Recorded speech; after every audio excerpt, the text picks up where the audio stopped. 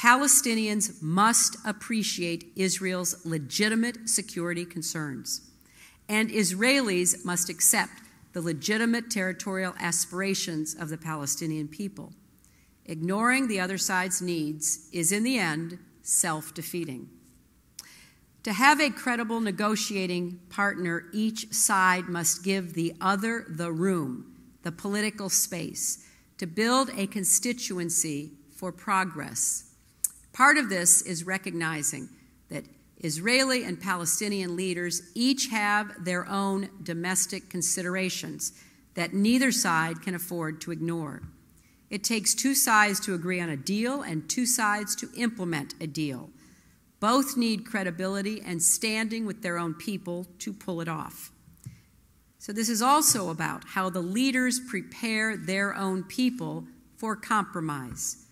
Demonizing the other side will only make it harder to bring each public around to an eventual agreement.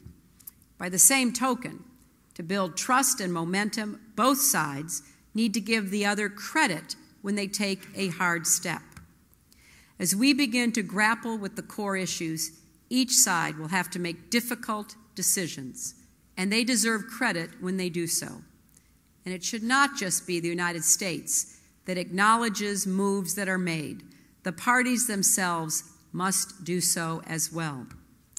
To demonstrate their commitment to peace, Prime Minister Netanyahu and President Abbas and their respective teams should take these steps.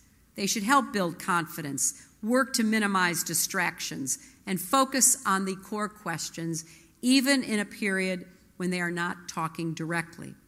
To demonstrate their commitment to peace, Israeli and Palestinian leaders should stop trying to assign blame for the next failure and focus instead on what they need to do to make these efforts succeed. And to demonstrate their commitment to peace, they should avoid actions that prejudge the outcome of negotiations or undermine good faith efforts to resolve final status issues. Unilateral efforts at the United Nations are not helpful and undermine trust. Provocative announcements on East Jerusalem are counterproductive, and the United States will not shy away from saying so. America is serious about peace. We know the road forward will not be easy, but we are convinced that peace is both necessary and possible. So we will be persistent and press forward. We will push the parties to grapple with the core issues. We will work with them on the ground to continue laying the foundations for a future Palestinian state, and we will redouble our regional diplomacy. When one way is blocked, we will seek another. We will not lose hope, and neither should the people of the region. Peace is worth the struggle. It is worth the setbacks and the heartaches. A just and lasting peace will transform the region. Israelis will finally be able to live in security, at peace with their neighbors, and confident in their future.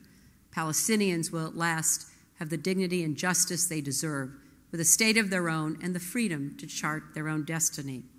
Across the Middle East, moderates and advocates of peace and coexistence will be strengthened, while old arguments will be drained of their venom, and the rejectionists and extremists will be exposed and marginalized.